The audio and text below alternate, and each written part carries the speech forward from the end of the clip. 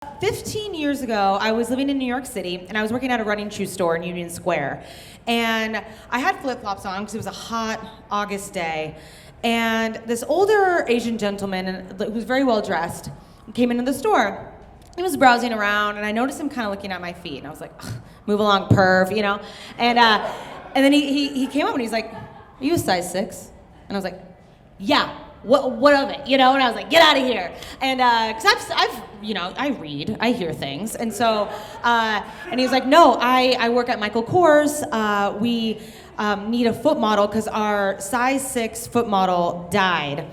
Very old, and not of natural causes, and we need someone to replace her. So it turns out this really old lady had a corner on the size 6 foot modeling market, and I'm like, glad she's dead. It pays $100 an hour, and so I quit my job. I was like, see ya guys, forget running shoes, I'm going high fashion. And so I go to headquarters in Bryant Park, and I don't really know much about fashion. I'm actually probably the least fashionable of all my friends.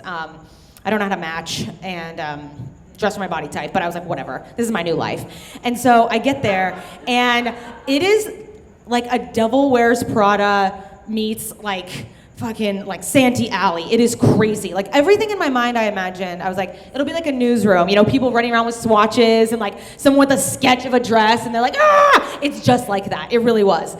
And this woman with a pixie cut comes towards me and she's like, oh great, the foot model's here.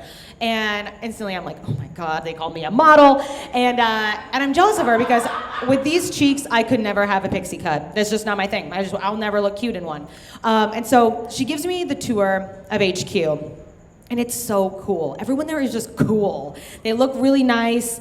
There's designs everywhere. And we get to the shoe closet. And oh my God, you guys. It is filled with racks and racks, literally one-of-a-kind shoes, the only one that they've made. Shoes for every event of every season, and they all fit just me. I freaked out. I was like, this is oh my gosh, I was born for this, literally. And so there's 2 interns sitting down with clipboards, and Pixie Cut is like, start wherever. And I was like, you got it. And so I grabbed this pair of wedge heels, and I slipped them on. They're kind of hard to get on. They have a couple buckles. And then they're like, all right, go ahead and walk around. So I'm not a model walker, a catwalk person. And so I'm just trying to play it really cool and be like, yeah, I normally wear high fashion 4-inch wedges in my normal life. And they're just writing down notes. How does it feel in your arch? And I'm like, actually, it's kind of tight, And they're like, how's the toe box? And I'm like, toes feel great. And they're writing all this down. I'm like, this is a job? This is a job, And so then I try on the second pair, and it's ballet flats. But they have little studs around the toes and bedazzling on the side. And I was like, I could never wear these in my personal life. But now that I'm a fashion model, whatever. And so I'm walking around, and they're asking me more questions, and I'm getting more and more bold with how critical I'm being, and I was like, and for no reason, I was pair 2, and Pixie Cut leaves. She leaves me and she's like, you guys got this, great. So then I'm alone with the interns, and just pair after pair. It's so fun. It really does. It's I never had that sort of Cinderella fantasy until that moment, except I can't really walk in many of the shoes because they're really, really intense.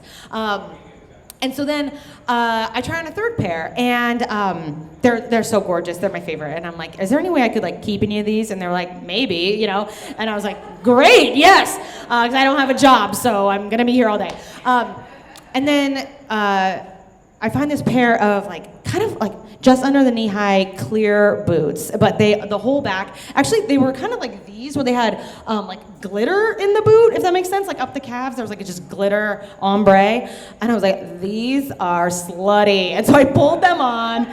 I'm just walking around. I cannot walk in these. The heel was maybe 5 inches, and so I'm just teetering around in high fashion stilts, and the interns are like, oh, are these not good? And I'm like, no, these are really, really uncomfortable. They're cute. And then Pixie Cut returns with this kind of disheveled man in athleisure. He's in a jumpsuit. And he takes a seat down in the corner too, and I'm just like, oh hey, how's it going, man? And he's like, oh no, are those really uncomfortable? And I was like, I mean, they're really, really high. I mean, they're cute though. I like the sparkles. And he's like, would you ever wear those out on the sidewalk? And I was like, yeah, if I was turning tricks. And then he kind of he gasped, And I was like, all right, athleisure, that guy's a little hard sell. And so I struggled to take the boots off, and I try on another pair, and then athleisure man like whispers, like mumbles something about turquoise having a moment, and then leaves. And I was like, all right, what's that guy's deal? And I was like, is that one of the designers? And they're like, yeah, that's the designer. That's Michael Kors. And I was like, oh, okay, great. So I just fully insulted his clear boots and told him they looked trashy, but they did. So I finish up wearing whatever pairs. They're taking notes. And I asked them, I'm like, great, so now this is like my new, I quit my other job. So I'm like, ready, I'll be back tomorrow. You guys want 7, 8 a.m.? What's the deal? And they're like, oh no, we're good. And they never brought me back.